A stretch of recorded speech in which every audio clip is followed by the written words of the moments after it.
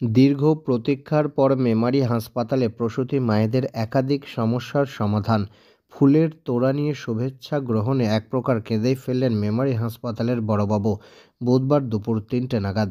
জানা যায়, পূর্ব বর্ধমান জেলার মেমারি থানার অন্তর্গত মেমারি গ্রামীণ হাসপাতালের দৃশ্য। মেমারি গ্রামীণ হাসপাতালে অ্যান্টিন্যাটাল ক্লিনিক ও উপস্বাস্থ্য কেন্দ্রে শতাধিকেরও বেশি প্রসূতি মায়েরা আসেন পরীক্ষা নিরীক্ষার উদ্দেশ্যে। এতদিন প্রসূতির পরিবার পরিজনদের অভিযোগ ছিল, উপস্বাস্থ্য কেন্দ্র সংলগ্ন হাসপাতাল চত্বরে প্রসূতি মায়েদের জন্য কোনো রকম প্রতীক্ষালয় নেই। ফলস্বরূপ তীব্র রোদের মধ্যেই দাঁড়িয়ে থাকতে হতো প্রসূতিদের। ঘন্টার পর ঘন্টা দাঁড়িয়ে থাকতে হতো বলেও অভিযোগ করতেন এলাকার মানুষজন তথা প্রসূতিদের পরিবার পরিজনরা। পাশাপাশি প্রসূতি মহিলাদের শৌচাগারের ক্ষেত্রেও ছিল বেশ সমস্যা। দীর্ঘদিনের অভিযোগ, মাতৃদুগ্ধ পান করানোর কোনো রকম সুস্বাস্থ্য পরিবেশও ছিল না এখানে। বারংবার এই অভিযোগ যেখানে উঠে আসছিল, সেখানে মেমারি গ্রামীণ হাসপাতালের বিএমওএইচ ডক্টর দেবাশিস বালার প্রচেষ্টায় মেমারি গ্রামীণ হাসপাতালের বড়বাবুকে সঙ্গে নিয়ে সেই সমস্যার সমাধান করতে উদ্যোগী হন। প্রস্তাব দেওয়া হয় বিশিষ্ট সমাজসেবী বিদেশি ডাক্তার বুদ্ধদেব দাঁকে। তিনি তার মা ভারতী দাঁয়ের স্মৃতিতে প্রসূতি মায়েদের জন্য প্রতীক্ষালয়, মহিলা শৌচাগার, মাতৃদুগ্ধ পান কেন্দ্র নির্মাণের ক্ষেত্রে এগিয়ে আসেন। বুধবার দুপুরে সেই নির্মিত প্রতীক্ষালয়, শৌচাগার ও মাতৃদুগ্ধ পান কেন্দ্রের শুভ উদ্বোধন হয় এদিন।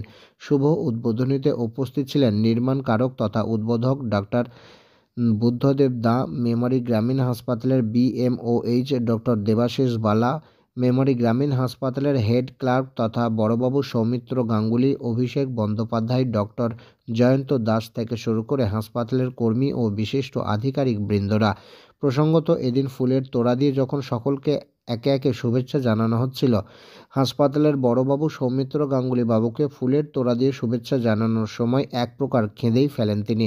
কান্নার প্রসঙ্গ সকলকে ভাবিয়ে তুলেছে এদিন।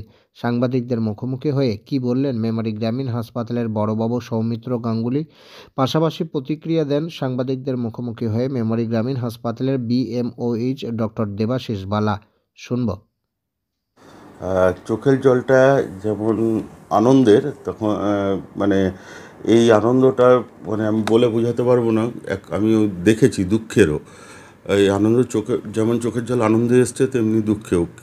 আমাদের গর্ভবতী মারা যখন আসেন আমাদের এখানে, প্রতি মাসের 9 তারিখে একটি পিএসএম ক্লিনিক হয় এবং প্রতি সপ্তাহে সোমবার এবং শুক্রবার করে গর্ভবতী মারা আসেন এখানে তাদের দেখাবার জন্য।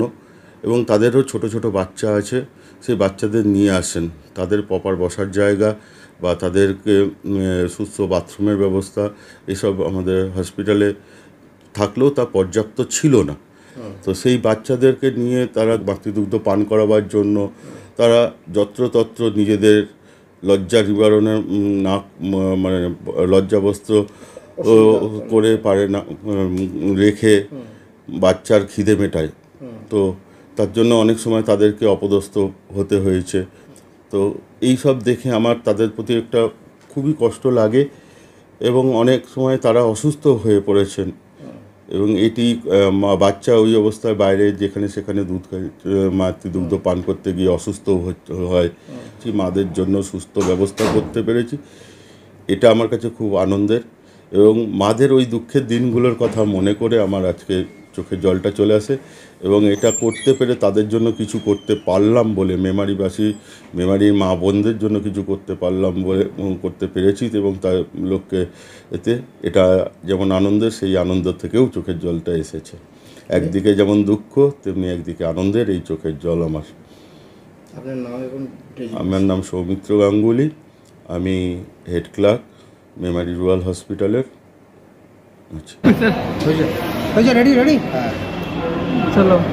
আজকে কি কর্মসূচি ছিল? আজকে আমাদের হসপিটালে একটা ওই অ্যান্টিন্যাটাল ওয়েটিং সেট, কাম ব্রেস্ট ফিডিং কর্নার, কাম লেডিস টয়লেট, যেটা শুধু অনলি ফর হচ্ছে সার্ভিসের জন্য, হচ্ছে প্রেগনেন্ট মায়েদের, ডেলিভারি মায়েদের বা ব্রেস্ট ফিডিং মায়েদের জন্য। এটা উদ্বোধনের একটা প্রোগ্রাম ছিল। তাই পুরো জিনিসটাই আমাদের মেমারিবাসী এক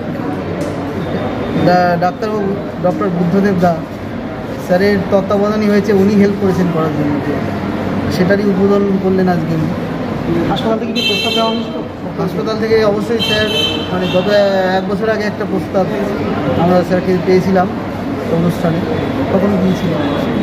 স্যার, এটা না থাকার জন্য মানুষ কতটা অসুবিধার মধ্যে পড়ছিল এবং এটা হওয়ার জন্য মানুষ এটা হওয়ার জন্য হচ্ছে পুরো প্রেগনেন্সি মায়েদের যে স্বাস্থ্য পরীক্ষার ব্যাপারটা পুরো আলাদা একটা সেট আপ করে দিতে পারলাম আমরা।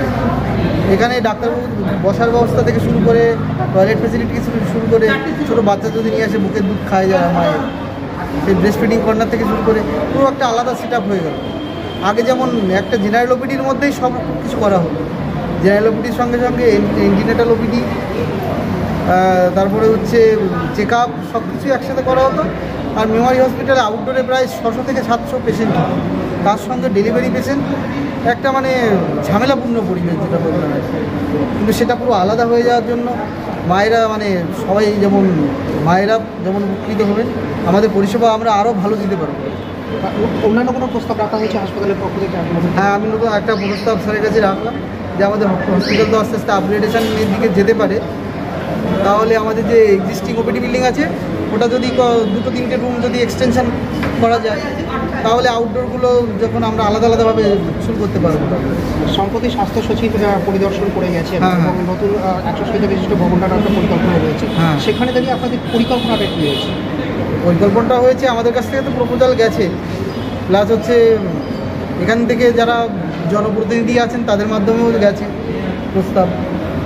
সবাই মিলে চেষ্টা করছি আমাদের যাতে মেমারিতে, দেখুন মেমারির কাছাকাছি বড় হসপিটাল কিছু বেশি বর্ধমান নেই। কত দ্রুত চালু হতে পারে বলে মনে করছেন? ওটা তো বলা আমার পক্ষে সম্ভব নয়, আমরা প্রস্তাব পাঠিয়েছি।